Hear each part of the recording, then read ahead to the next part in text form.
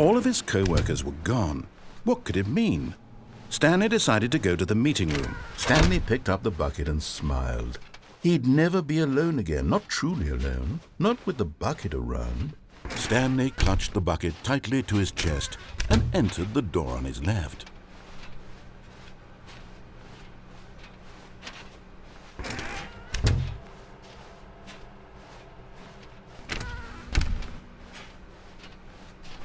Coming to a staircase, Stanley and the bucket walked upstairs to the boss's office.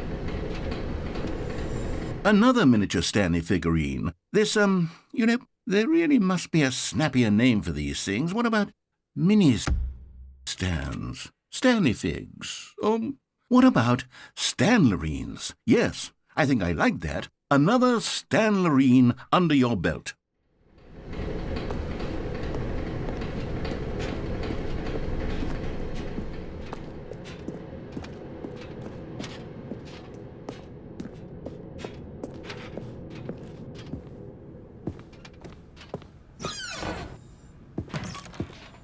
Okay, I'm going back to the name of these little Stanley figurines, and now I'm torn between Stanlerines and Figlies. What do you think, Stanley? What name better encapsulates the intrinsic sense of happiness that you get from seeing a small number in the corner of your screen go up by 1? Let me sit on it. I'm sure it will come to me.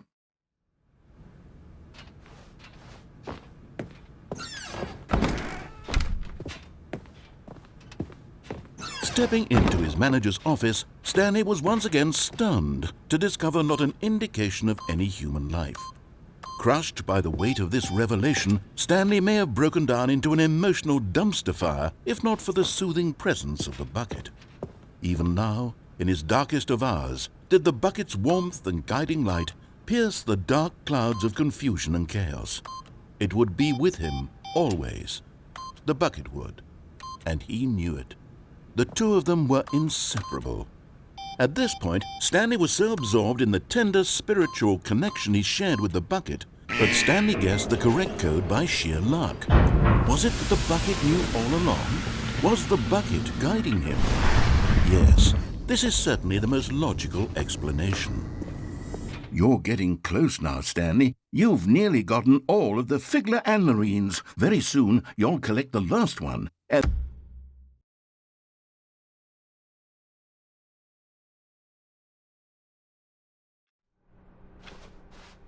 All of his co-workers were gone. What could it mean? Stanley decided to go to the meeting room. Perhaps he had simply missed a memo. The good old bucket. Just Stanley and the bucket. Off on another thrilling adventure together. Stanley clutched the bucket tightly to his... This was not the correct way to the meeting room.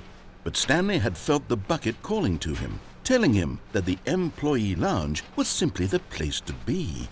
And here it was. Had the bucket turned out to be correct? Was it? No, never mind.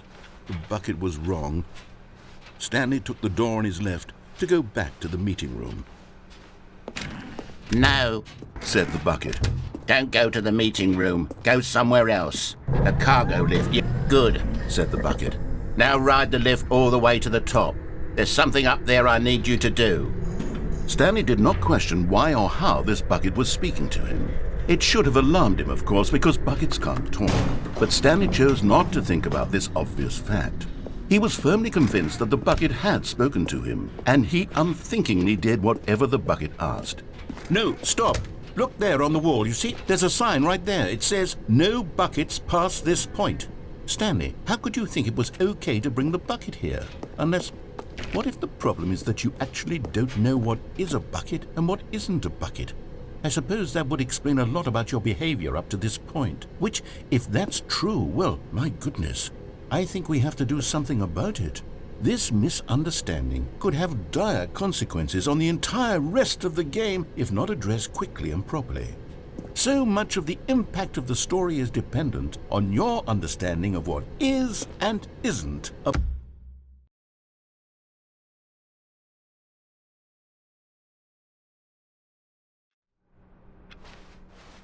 All of his co-workers were gone. What could it mean? Stanley decided to go to the meeting room. Perhaps he had simply missed a memo.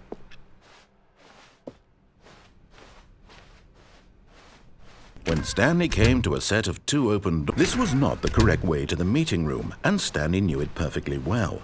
Perhaps he wanted to stop by the employee lounge first, just to admire it. Stanley felt lightheaded, butterflies in his stomach.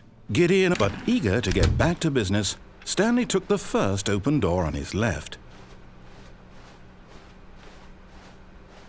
Stanley was so bad at following directions, it's incredible he wasn't fired years ago. Look, Stanley, I think perhaps we've gotten off on the wrong foot here. I'm not your enemy, really, I'm not. I realize that investing your trust in someone else can be difficult, but the fact is that the story has been— What? Really? I was in the middle of something. Do you have zero consideration for others? Are you that convinced that I want something bad to happen to you? Why, I don't know how to convince you of this, but I really do want to help you, to show you something beautiful. Look, let me prove it. Let me prove that I'm on— And there it is. The last Stiggly Wiggly. Savor this moment.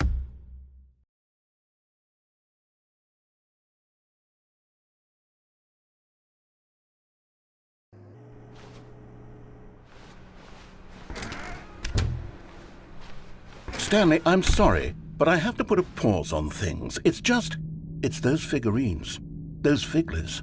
I haven't stopped thinking about them since you nabbed every last one.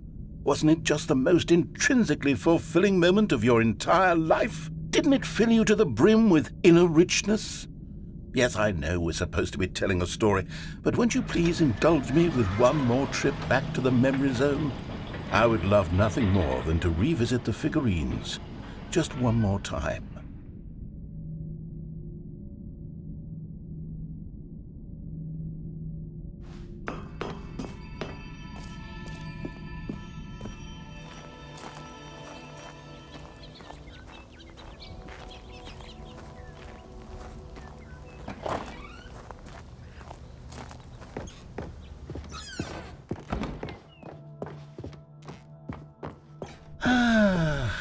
Here's where it all began. The first collectible. Back then, we had no idea of how many of them we'd find. Sure, it said 6 right there on the screen, but how could we know for certain? We were so innocent. We'll never be like that again, Stanley. And here was a second Stanlerine. You found this one all on your own, just by poking around in the warehouse. You did that, Stanley. I'll be honest. Back then, I had no faith in you to find any of them, let alone 6. But you continue to surprise me in all sorts of mundane, unremarkable ways.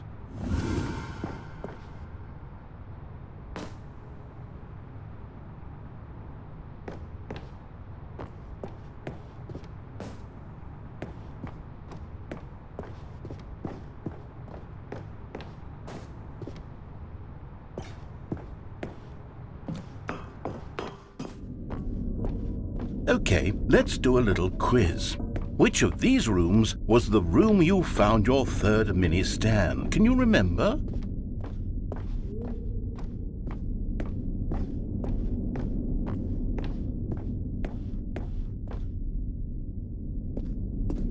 Hey, that's exactly right. It was here, under the stairs. It was the third one. You picked it up, and then after that, you had 3 of them. I'm glad these moments are so crystal clear in your memory, but I shouldn't be surprised. After all, science tells us that it's impossible to forget your third time doing anything. Let's see, what came next? Oh yes, we found a Figgly in this pink room. Oh well, I can't actually say I remember being in this room, but it's here in the memory zone, so it must have happened.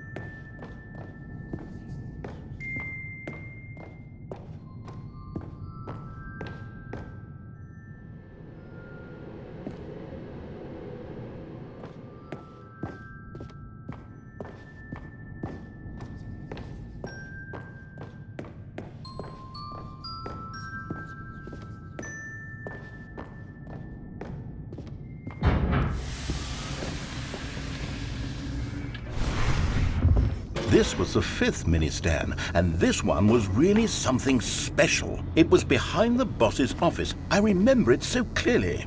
In fact, because this one is particularly special to me, I made a little video to commemorate the occasion. Enjoy.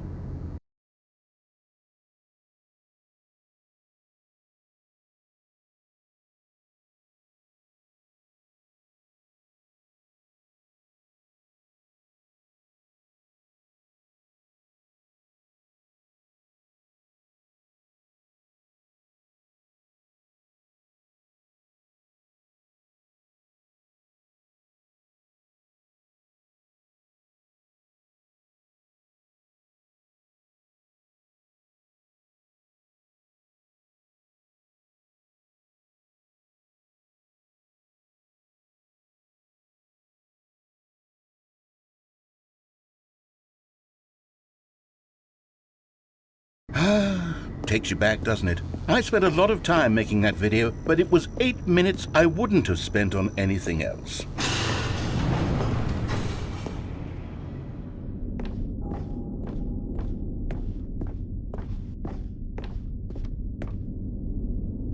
And then, Stanley, then we came to the last collectible, the final figurine, right here by the red and blue doors. This memory is the most distinct and clear in my mind, perhaps because it was the one that happened more recently than all the others.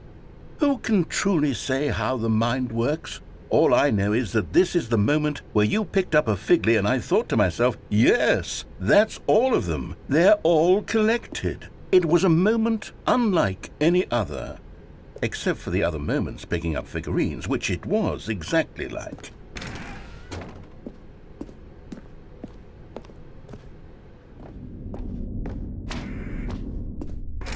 And then there was no more, because we've caught up to the present moment. Nothing left to do but move onward into the future. Goodbye, Memory Zone.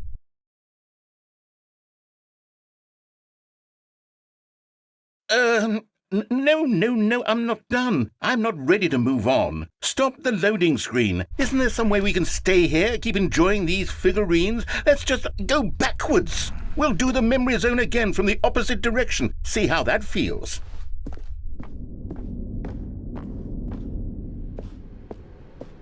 Okay, yes, the room with the red and blue doors. I remember this.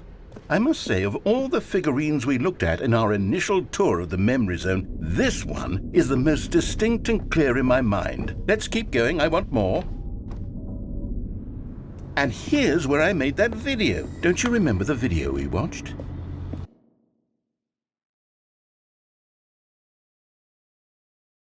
Yes, I love that video.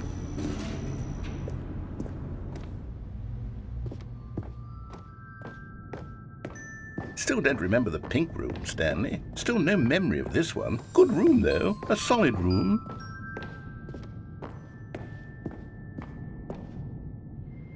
These really were a treat to hunt down. You know, if there had been any kind of reward for finding all of these, it really would have muted the intrinsic joy of collecting them. I'm very glad we resisted the temptation. Next one.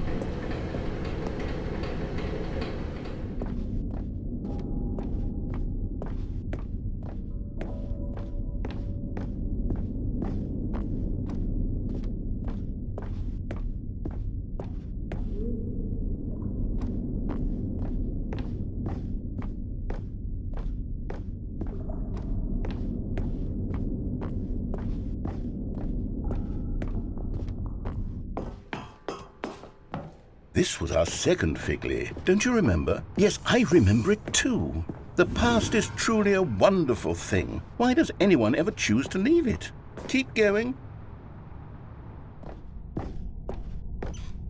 This is it, the very first one we found in the exhibit where I introduced you to the figurines. Oh, I want more memories, Stanley. I want to keep going. What else is there? What came before this?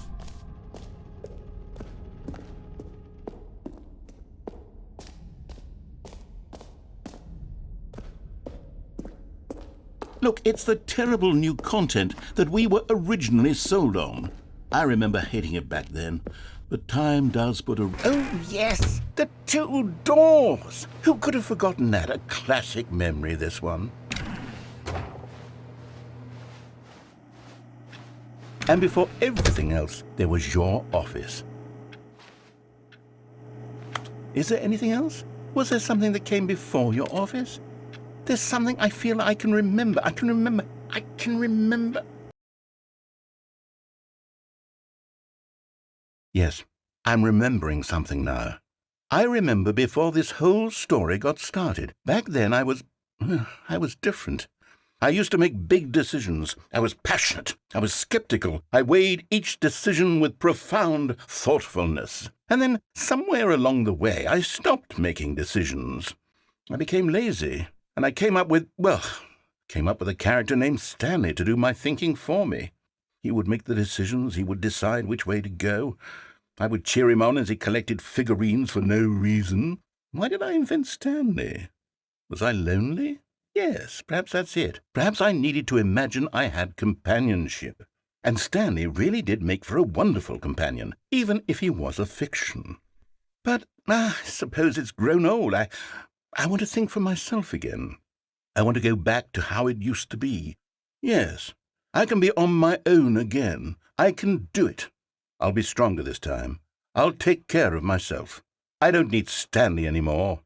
Oh, but he truly was so much fun to play with. You know what? Since we're in the memory zone, how about one more good memory? Let's go back just once and give Stanley one more run of the office, and then I'll retire him for good. I did enjoy telling his story so very much. Okay, here we go. This is the story of a man named Stanley.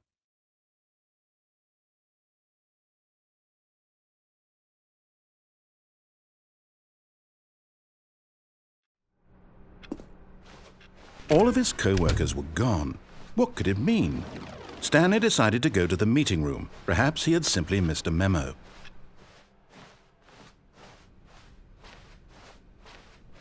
When Stanley came to a set of 2 open doors, he entered the door on his left.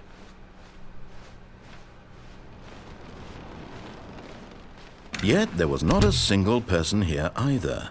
Feeling a wave of disbelief, Stanley decided to go up to his boss. Coming to a staircase, Stanley walked upstairs to his boss's office.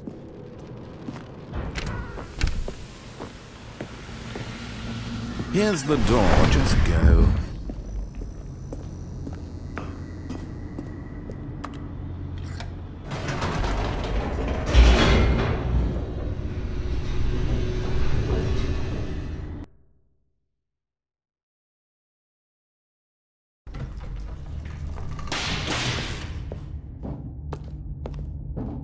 Stanley walked straight ahead through the large door that read Mind Control Facility.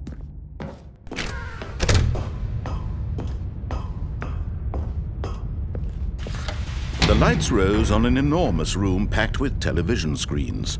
What horrible secret did this place hold? Stanley thought to himself. Did he have the strength to find out?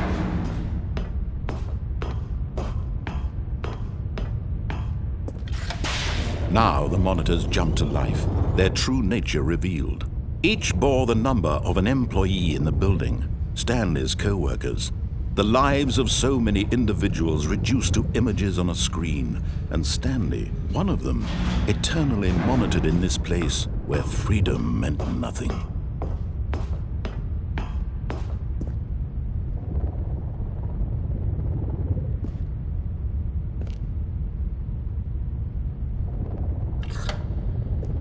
This mind control facility, it was too horrible to believe. It couldn't be true. Had Stanley really been under someone's control all this time? Was this the only reason he was happy with his boring job? That his emotions had been manipulated to accept it blindly? No, he refused to believe it. He couldn't accept it. His own life in someone else's control? Never! It was unthinkable. Wasn't it? Was it even possible? Had he truly spent his entire life utterly blind to the world?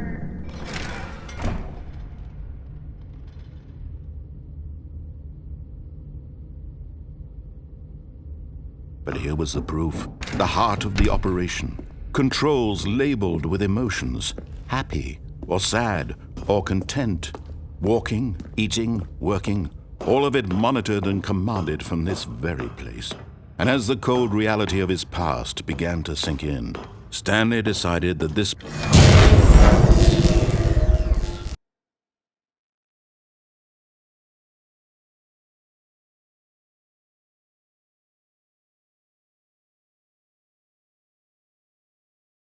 blackness and a rising chill of uncertainty.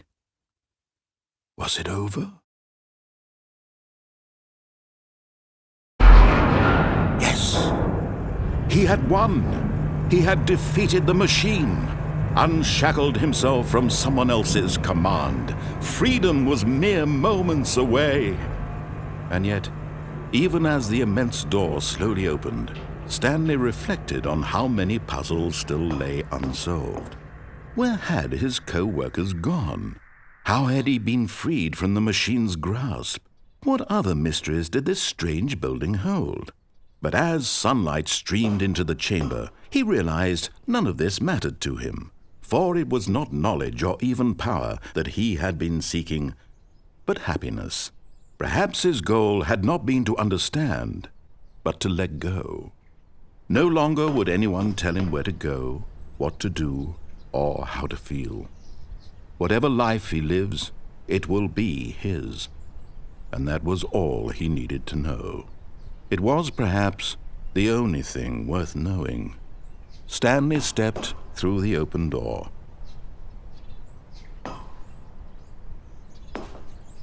Stanley felt the cool breeze upon his skin, the feeling of liberation, the immense possibility of the new path before him.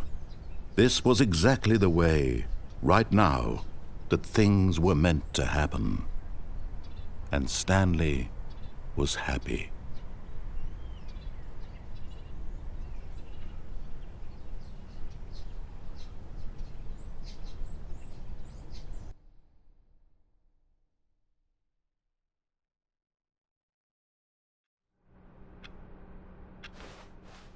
A soft wind blew outside and perhaps rain started, and if it did, it stopped shortly after. Stanley hoped that he would one day see weather.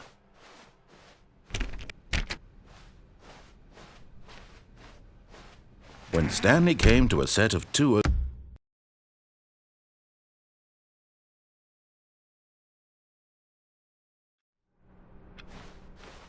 all of his co-workers were gone. What could it mean? Stanley decided to go to the meeting room. Perhaps he had simply missed a memo.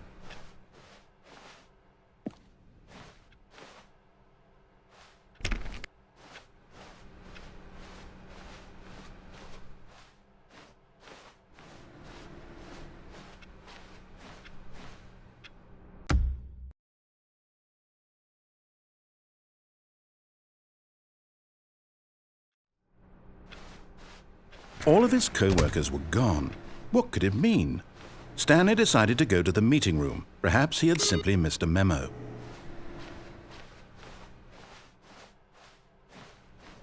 "Where are we going today?" the bucket asked. Stanley just smiled.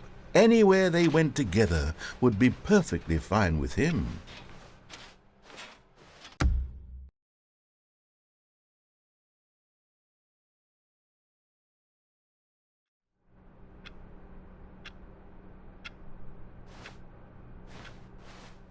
Already this was uncomfortable, and Stanley decided that as soon as he found a new space he felt safe in, that he would never leave it again in his life.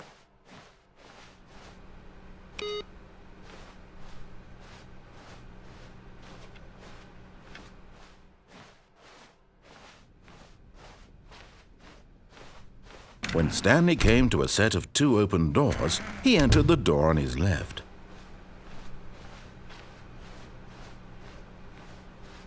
Yet there was not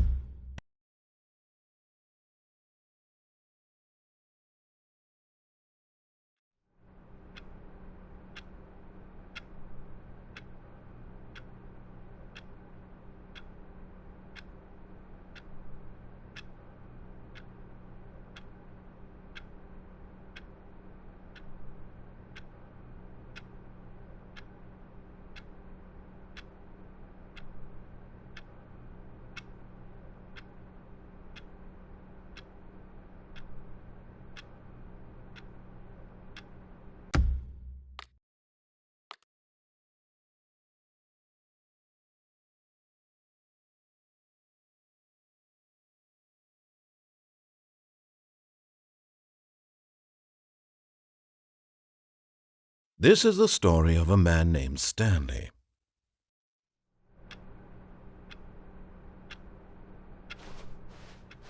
All of his co-workers were gone. What could it mean? Stanley decided to go to the meeting room. Perhaps he had simply missed a memo.